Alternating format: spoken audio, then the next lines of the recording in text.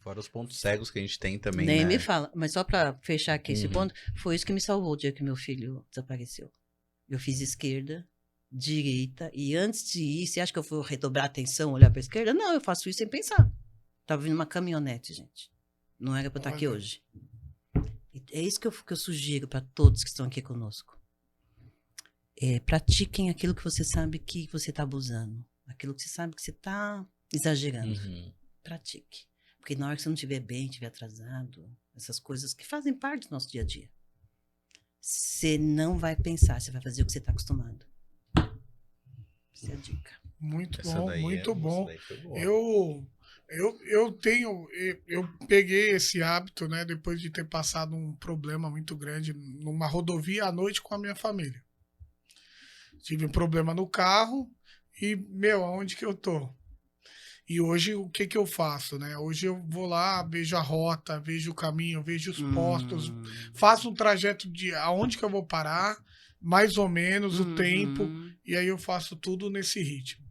Eu não coloco mais a vida da minha família em risco. Criei esse hábito. Então, é interessante isso, né, Robson? Porque no trânsito, infelizmente, a gente aprende com o erro quando dá tempo. Isso. Que nem você passou por alguma coisa que deu esse susto, agora você não faz mais. Muitas vezes, muitas vidas nós perdemos porque a pessoa errou, acabou. Então, é um cenário que a gente não tem que aprender com o erro do outro. Sim. Não dá tempo, às vezes, você passar por uma experiência dessa e acabou a vida. É isso que a gente vê muito com os motociclistas. Para mim, eles estão num campo minado sem saber que é um campo minado. Porque eles se colocam em umas situações que se ele tivesse... Alguém tivesse... Ô, presta atenção. Isso aqui... Eu queria falar, é verdade, nossa, não faço mais. Aprender com o erro do outro. Né? E muitas vezes não tem essa oportunidade que você teve. Sim, sim. Eu falo que você falou de moto, né? O motoqueiro, aquele motociclista, né? Que ele se propõe a vir numa rodovia ou numa avenida, e aí o trânsito para, ele andar 80, 90, 100 por hora num corredor ali, naquela velocidade, é uma roleta russa. Aí ele, na hora que ele entra no corredor, ele fala, ou eu saio vivo, né?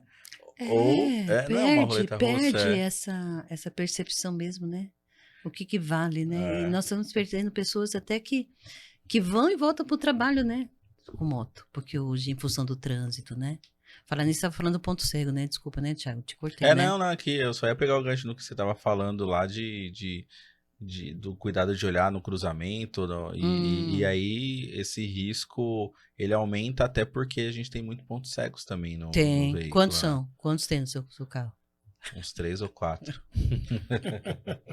Não, deve ser quantos? Não, você já me falou, eu tô fingindo que eu não sei aqui pra audiência, entendeu? Da audiência. Mas dá esse dado aí pra audiência. Quantos pontos cegos são em média aí nos veículos? Cara, tem 22 no mínimo. São 22 no mínimo. Quando a gente começa a explicar, até o teto do nosso carro, quando eu começo a falar assim, mas no final até as pessoas falam, quando eu pergunto, e o teto do nosso carro, né? Coloco algumas situações assim, eles falam, é um ponto cego. Então vocês já estão fazendo essa análise, né? De risco. Já começou a entender também, né? Porque quando tem o teto aqui, eu tô do lado de uma carreta, eu não consigo ver o motorista, cadê a pessoa mais importante da minha vida? É o motorista dessa carreta?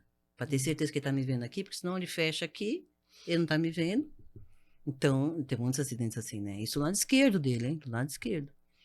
Então, ele me fecha aqui. Então, teto, eu não consigo ver o outro, ter certeza que o outro está me vendo, é um ponto cego. Mas vamos lá. É um carro, quando a gente entra no carro, a gente está entrando numa caixa, né?